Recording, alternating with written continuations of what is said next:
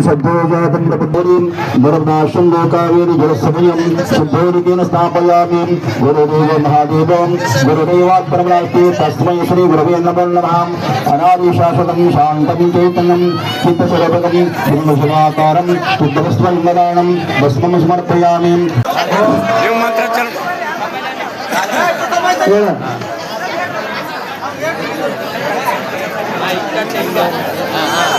साधके शरण्यं त्र्यम्बके देवी नारायणे नमोस्तुते ओम मांगल्यं तन्तुनानेन मम जीवन हेतुना लग्नं सावधान सोमूर्ते सावधान पार्वती परमेश्वर ಸಂಸಾರ ನೆಮ್ಮದಿನೆಲ್ಲ ಕೊಟ್ಟು ಆಶೀರ್ವಾದ ಮಾಡ್ತಾಳಂತ.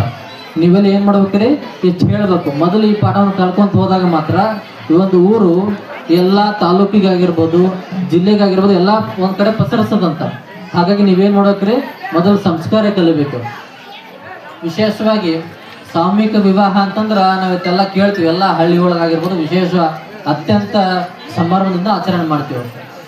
ಯಾರು ಕೂಡ ಏನ್ ಮಾಡ್ಬೇಕು ಅಂತಂದಾಗ ಸಾಮೂಹಿಕ ಲಗ್ನಗಳು ಏನಂತ ತಿಳ್ಕೊಂಡು ನಾವೆಲ್ಲ ಬಡವ್ರ ಮದ್ವೆ ಅಂತ ತಿಳ್ಕೊತೀವಿ. ಇವತ್ತು ಅದನ್ನ ಬಡವ್ರ ಮದ್ವೆ ಅಂತ ತಿಳ್ಕೊಬಾರ್ದು ನಾವು. ಯಾಕಂತಂದಾಗ ಇವತ್ತೆಲ್ಲ ಪೂಜ್ಯರ ಸಾನ್ನಿಧ್ಯದೊಳಗ ಲಕ್ಕಮ್ಮ ದೇವಿ ಆಶೀರ್ವಾದದೊಂದಿಗೆ ನಡೀತಿರ್ತಂತ ಅಂದಾಗ ಅದು ಬಡವರ ಮದುವೆ ಆಗಂಗಿಲ್ಲ. ಅದೇನಾಗತ್ತ ಭಾಗ್ಯವಂತರ ಮದುವೆ ಆಗ ತಾವೆಲ್ಲ ತಲೆಗಿಟ್ಕೋಬೇಕು ಇವತ್ತು.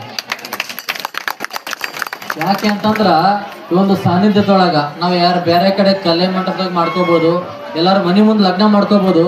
ಆದ್ರೆ ಏನಾಗತ್ತ ಅಲ್ಲಿ ತಾಯಿ ನಿಲ್ಸರಂಗಿಲ್ಲ. ಗುರು ಬಂದು ಆಶೀರ್ವಾದ ಮಾಡಿ ಹೋಗ್ತಾನ. ಇಲ್ಲಿ ಗುರುವಿನ ಜೊತೆಗೆ ತಾಯಿ ಆಶೀರ್ವಾದ ಇರುತ್ತಲ್ಲ, ಅದು ಎಲ್ಲಾರು ನಡೀತಂದ್ರೆ ಅದು ವೀರಾಪುರ ಗ್ರಾಮದಲ್ಲಿ ನಡೀತಂತಾವೆಲ್ಲ ಹೆಮ್ಮೆ ಹೇಳ್ತಾರೆ. ಹಾಗಾಗಿ ಈ ಊರಿನೊಳಗ ಯಾವುದೇ ಶುಭ ಕಾರ್ಯಕ್ರಮ ಆದ್ರೂ ಕೂಡ ಪರಮ ಪೂಜ್ಯರ ಆಶೀರ್ವಾದ ಮತ್ತು ತಾಯಿ ಆಶೀರ್ವಾದ ಸದಾಕಾಲ ಇರುತ್ತ. ವಿಶೇಷವಾಗಿ ಅಂತಂದ್ರೆ ಸ್ವಲ್ಪ ದಿನಗಳಿಂದ ಈ ಒಂದು ಊರಾಗ ಸ್ವಲ್ಪ ದಿನ ಭಜನೆ ನಿಂತಿತ್ತಂತೀವಿ. 10-15 ವರ್ಷ ನಿಂತಿತ್ತು. ಅದನ್ನ ಈ ಊರಿನ ಹಿರಿಯರೆಲ್ಲ ಹಿಡ್ಕೊಂಡು ಆನಂತರ ಯುವಕರೆಲ್ಲ ಒಂದು ಒಳ್ಳೆ ಕಾಳಜಿನ ವಹಿಸ್ಕೊಂಡು ಆ ಒಂದು ಕಾರ್ಯಕ್ರಮ ಮಾಡಿರಲ್ಲ. ಅದನ್ನ ತಾವೆಲ್ಲ ಮುಂದುವರ್ಸ್ಕೊಂಡು ಹೋಗೋ ಕಾರ್ಯಕ್ರಮ ಎಲ್ಲ ಯುವಕರೆಲ್ಲ ಐತಿ. ಯಾಕಂದ್ರೆ ಎಲ್ಲ ಊರಿನ ಎಲ್ಲ ಜಾತ್ರೆಗೆಲ್ಲ ಸೇರಿರ್ತಾರಲ್ಲ, ಅದನ್ನ ಅಲ್ಲಿ ಬಹಳ ಜನ ಸೇರಿದ್ದಿಲ್ಲ, ಬರೋ ಸ್ವಲ್ಪ ಜನ ಸೇರಿದ್ರು. ಅದನ್ನೆಲ್ಲರೂ ಇವತ್ತಿನ ಯುವಕರು ಅದನ್ನೆಲ್ಲ ಯಾರ ಸಂಗೀತವನ್ನು ಕಲ್ತಿರ್ತಾರಲ್ಲ ಅವತ್ತ ಹೋಗಿ ತಾವೆಲ್ಲ ಕಲಿಯೋ ಮುಖಾಂತರ ಈ ಒಂದು ಊರಿನ ಸಂಚಾರವನ್ನ, ಊರಿನ ಘನತೆ ಕೀರ್ತಿಯನ್ನು ತಾವೆಲ್ಲ ಹೆಚ್ಚುವಂತ ಕೆಲಸ ಮಾಡ್ಬೇಕು. ಯಾರ್ಯಾರು ಈ ಒಂದು ಕಾರ್ಯಕ್ರಮದಾಗೆಲ್ಲ ಲಗ್ನ ಆಗತ್ತಿರಲ್ಲ, ಆ ಲಗ್ನದ್ರ ಏನ್ ಕಿವಿ ಮಾತು ಅಂತಂದ್ರ ಮನೆಯೊಳಗ ಸಮಸ್ಯೆಗಳು ಬರೋದು ಸಾಮಾನ್ಯ.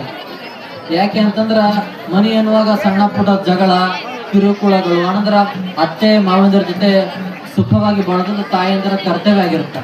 ಹಾಗಾಗಿ ಅವ್ರು ಏನ್ ಮಾಡ್ಬೇಕು ಅಂತಂದಾಗ ಮನಿಯೊಳಗ ಗಂಡ ಏನಾರು ಸಿಟ್ಟಾದಾಗ ಏನ್ ಮಾಡ್ಬೇಕಂತ ಹೆಂಡತಿ ಶಾಂತವಾಗಿರ್ಬೇಕು. ಏನ್ ಮಾಡಕ್ರಿ, ಗಂಡ ಸಿಟ್ಟಿದ್ದಾಗ ಹೆಂಡತಿ ಶಾಂತವಾಗಿರ್ಬೇಕಂತ. ಹೆಂಡತಿ ಸಿಟ್ಟಾದಾಗ ಗಂಡ ಶಾಂತವಾಗಿರ್ಬೇಕಂತ. ಯಾಕೆ ಅಂತಂದಾಗ ಯಾವಾಗ ನೀರು ಬೆಂಕಿ ಇದ್ದಾಗ ನೀರ್ ಹಾಕದಾಗ ಏನಾಗತ್ರಿ ಅದು ಆರ್ ಬಿಡುತ್ತ. ಹಂಗ ಬೆಂಕಿ ಕೂಡ ಬೆಂಕಿ ಏನಾಗತ್ರಿ ಮನಿ ಧಾಗದಾಗ ಉರಿದ್ ಬಿಡುತ್ತಂತ.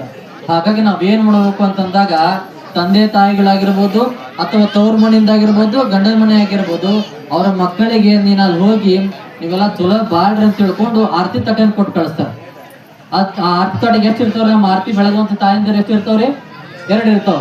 ಅದು ಏನ್ ಸೂಚಿಸುತ್ತಂತಂದ್ರ ಒಂದು ಗಂಡನ ಮನೆ ದೀಪನ ಬೆಳ್ಸಕ್ ಹೋಗಿ ಇನ್ನೊಂದು ತವ್ರ ಮನೆ ದೀಪ ಕೂಡ ಬೆಳ್ಸಕ್ ಹೋಗಿ ಅದನ್ನ ಆರಾಡ್ ನೋಡ್ಕೊಂತ ಕೆಲಸ ಯಾರಂದ್ರ ಅಲ್ಲಿ ಹೋಗುವಂತ ತಾಯಿಯಾಗಿರುತ್ತ. ಹಾಗಾಗಿ ಅದನ್ನ ಆ ತಾಯಿ ಏನ್ ಮಾಡ್ಬೇಕು ಅಂತಂದಾಗ ನಂದ ದೀಪವಾಗಿ ಆ ಮನೆ ಬೆಳೆಸೋ ಕೆಲಸ ಯಾರಂತಂದಾಗ ತವ್ರ ಮನೆಯಿಂದ ಗಂಡನ ಮನೆಗೆ ಹೋಗಿರ್ತಾಳಲ್ಲ ಆ ಕೆಲಸ ಆಗಿರುತ್ತ. ಹಾಗಾಗಿ ಆ ತಾಯಿ ಏನ್ ಮಾಡ್ಬೇಕು ಅಂತಂದಾಗ ಹೆಂಗ ಅವ್ರ ಮನೆಗ ತಂದೆ ತಾಯಿ ನೋಡ್ಕೊಂಡಿರ್ತಾಳಲ್ಲ ಬಹಳ ಪ್ರೀತಿಯಿಂದ, ಹಂಗ ಅತ್ತಿ ಮಾವನ ಕೂಡ ಬಹಳ ಪ್ರೀತಿಯಿಂದ ನೋಡ್ಕೊಂಡು ಹೋಗ್ಬೇಕು. ಆದ್ರೆ ಇವತ್ತಿನ ಸ್ಥಿತಿ ಹೆಂಗೈತೆ ಅಂತಂದಾಗ ನಾವ್ ಇದೆಲ್ಲ ಕಣ್ಣಿ ನೋಡಕ್ ಹೋದಾಗ ಕೇಳಕ್ ಹೋದಾಗ ಫಸ್ಟಿಗೆ ಏನ್ ಕೇಳಿದ್ರೆ ತಂದೆ ತಾಯಿ ಅಂತ ಕೇಳ್ತಾರ, ಅಂದ್ರ ಅತ್ತಿ ಮಾವ ಅಂತ ಕೇಳಕ್ ಹೋಗಿರತ್ತೆ. ಯಾಕಂತಂದಾಗ ಅಂತ ಪರಿಸ್ಥಿತಿ ಬಂದೈತಿ ಇವತ್ತು. ಅತ್ತಿ ಮಾವ ಅಂತಂದ್ರ ಅವ್ರ ಮನೆ ಚೇಂಜ್, ಬಾಡಿಗೆ ಮನೆಗಾರ ಹೋಗೋದು, ಬೇರೆ ದೊಡ್ಡ ಸಿಟಿಗಾರ ಹೋಗ್ಬಿಡ್ದು ಆಗುತ್ತೆ ಇವತ್ತು. ಹಾಗಾಗಿ ಇವತ್ತು ಏನ್ ಮಾಡ್ಬೇಕು ಅಂತಂದಾಗ ಹೆಂಗ ಮನ್ಯಾಗ ತಂದೆ ತಾಯಿಗಳು ನೋಡ್ಕೊಂಡಿರ್ತೀರಲ್ಲ ಹಂಗ ನಿಮ್ಮ ಮನೆಯೊಳಗ ಅತ್ತಿ ಮತ್ತು ಮಾವನನ್ನ ತಮ್ಮ ಸ್ವಂತ ತಂದೆ ತಾಯಿಗಳು ನೋಡ್ಕೊಂಡು ಹೋಗ್ಬೇಕು. ಯಾಕಂತಂದಾಗ ಕೆಲವೊಂದು 25-30 ವರ್ಷ ನಾವೆಲ್ಲ ಮನೆಯಾಗ ಇರ್ತೀವಿ, ಗಂಡನ ಮನೆಯಾಗ ಇರ್ತೀವಿ. ಮುಂದ 35-40 ವರ್ಷ ಎಲ್ಲಿ ಇರ್ತೀವಿ ಅಂದ್ರೆ ಗಂಡನ ಮನೆಯಾಗ ಇರ್ತೀವಿ. ಇಲ್ಲಿ ನಮ್ಮ ಜೀವನದ 40 ಭಾಗವನ್ನ ಗಂಡನ ಮನೆ ಹೆಂಡತಿ ತವ್ರ ಮನೆಗೆ ಕಳೆದ್ರ ಇನ್ನು 60 ಭಾಗ ಎಲ್ಲಿ ಕಳಿತೀವಿ ನಾವು ಗಂಡನ ಮನೆಗೆ ಕಳಿತೀವಿ ಅಂತಂದಾಗ ಅಲ್ಲಿ ನಮ್ಮ ಶ್ರೇಯಸ್ಸನ್ನ ಸದಾಕಾಲ ಅಲ್ಲಿ ಗಂಡನ ಮನೆ ಕೊಡ್ಬೇಕಾಗಿರೋದ್ರಿಂದ ನಾವೆಷ್ಟು ಬಹಳ ಕೀರ್ತಿಯಿಂದ ಮನೆ ನಡ್ಕೊಂಡು ಹೋಗ್ತೀವಲ್ಲ ಅಷ್ಟು ಮನೆ ಸಮೃದ್ಧಿ ಸುಖ ಶಾಂತಿಯಿಂದ ಬೆಳಕ್ ಸಾಧ್ಯ ಅಂತ. ಹಾಗೆ ಆ ಸಂಸ್ಕಾರನೇ ಇಲ್ಲ ನಮ್ಮಲ್ಲಿಗೆ. ನಮ್ಮ ಅಪ್ಪ ಏನು ಮಾಡ್ತಿದ್ದ, ನಮ್ಮಪ್ಪ ಅದನ್ನ ಏನ್ ನೋಡ್ಕೊಂಡು ಮಾಡ್ತಿದ್ದ, ಮಕ್ಕಳ ಅದನ್ನ ಅನುಸರಿಸ್ಕೊಂಡು ಬರ್ತಿದ್ರು. ಈಗ ನಮ್ಮ ಅಪ್ಪನೇ ಎಲ್ಲ ನಾನು ಏನೂ ಮಾಡಲಿಲ್ಲ, ಅವ್ರು ಏನೂ ಮಾಡದೇ ಇದ್ರೆ ನಿಮ್ಮ ಮಕ್ಕಳಿಗೆ ಸಂಸ್ಕಾರ ಬೆಳೆಯೋದಿಲ್ಲ. ಇವಾಗ ಗ್ರಾಮ ದೇವತೆಯಲ್ಲಿ ಲಕ್ಕಮ್ಮ ದೇವಿ ನಾವು ಮಾಡ್ಕೊತ ಬಂದೀವಿ, ಪ್ರತಿ ವರ್ಷ ಮಾಡ್ತೀವಿ. ಈಗ ಗ್ರಾಮ ದೇವತೆಗೆ ದೇವಿಗೆ ನಾವು ಒಬ್ಬರೇ ಕಾರಣರಲ್ಲ, ಇಡೀ ಊರು ಕಾರಣ ಅದಿದು. ನಾವು ಇಡೀ ಊರು ನಾವು ಒಂದಾಗಿ ಜಾತ್ರೆ ಮಾಡಿದ್ರೆ ಮಾತ್ರ ಜಾತ್ರೆ ಆಗತ್ತ. ಒಬ್ಬರ ಮಾಡಿದ್ರೆ ಜಾತ್ರೆ ಆಗೋದಲ್ಲ, ಒಬ್ಬರಿಗೆ ಸೀಮಿತ ಜಾತ್ರೆ ಆಗೋದಿಲ್ಲ. ಇದು ಲಕ್ಕಮ್ಮ ದೇವಿ ಅಂತಕ್ಕಂಥದ್ದು ಗ್ರಾಮ ದೇವತೆ, ನಮ್ಮನ್ನೆಲ್ಲರನ್ನೂ ಕಾಪಾಡ್ತಕ್ಕಂಥದ್ದು ದೇವಿ. ನಾವು ಇಲ್ಲಿ ಮಾಡ್ತಕ್ಕಂಥದ್ದು ಏನಪ್ಪ ಅಂತಂದ್ರೆ, ಇದೆಲ್ಲ ಈ ಪ್ರವಚನಗಳ ಯಾಕೆ ಹಚ್ತಾರಪ್ಪ ಅಂತಂದ್ರೆ, ನಿಮ್ಮೆಲ್ಲರಿಗೂ ಒಂದು 15 ದಿವಸ ಪ್ರವಚನ ಕೇಳಿದ್ರಿ. ನಮ್ಮ ಮನಸ್ಸನ್ನ ಪರಿವರ್ತನೆ ಆಗಬೇಕು, ಅದರಿಂದ ನಾವು ಬದಲಾವಣೆ ಆಗಬೇಕು ಅಂತ ಹೇಳ್ಕೊಂಡು ನಾವು ಇಲ್ಲಿ ಪುರಾಣಗಳನ್ನ ಹಚ್ತಿರ್ತೀವಿ. ಇನ್ನ ಬರೀ ಶ್ರೀಮಂತರುಗಳನ್ನ ನೋಡ್ತಕ್ಕಂಥ ಕೋಟಿ ಗಟ್ಟಲೆ ನಾವು ಖರ್ಚು ಮಾಡೋದು ನೋಡ್ತಿರ್ತೀವಿ. ಎಷ್ಟೋ ಮಂದಿಗೆ ಬಡವರು ಜನ ಇರ್ತಕ್ಕಂಥ ಅನ್ನವನ್ನು ಇರೋದಿಲ್ಲ, ಅಂಥವ್ರು ನೋಡಿದೀವಿ.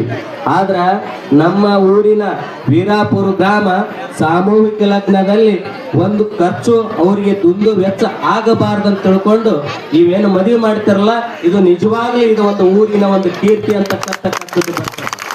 ಎಷ್ಟೋ ಮಂದಿ ಮನೆಯೊಳಗ ತೊಂದರೆಗಳಾಗ್ತಾ ಇದಾವೆ. ಯಾಕೆ ಆಗ್ತಾ ಇದಾವಪ್ಪ ಅಂತಂದ್ರ, ನಾವು ಸರಿಯಾಗಿ ಅವ್ರು ಮಾಡಿಕೊಂಡು ಹೋಗಿರುವಂತ ನಾವು ಹೋಗ್ತಾ ಇಲ್ಲ, ಅದಕ್ಕೆ ನಮಗೆ ತೊಂದರೆ ಆಗ್ತದ. ಹಿರಿಯರನ್ನು ನಾವು ಪೂಜಿಸ್ತಾ ಇಲ್ಲ, ನಿಮ್ಮ ಮನೆ ದೇವರುಗಳನ್ನು ಪೂಜಿಸ್ತಾ ಇಲ್ಲ, ಬಂದ ಪೂಜಾರಿಗಳನ್ನು ಪೂಜಿಸ್ತಾ ಇಲ್ಲ.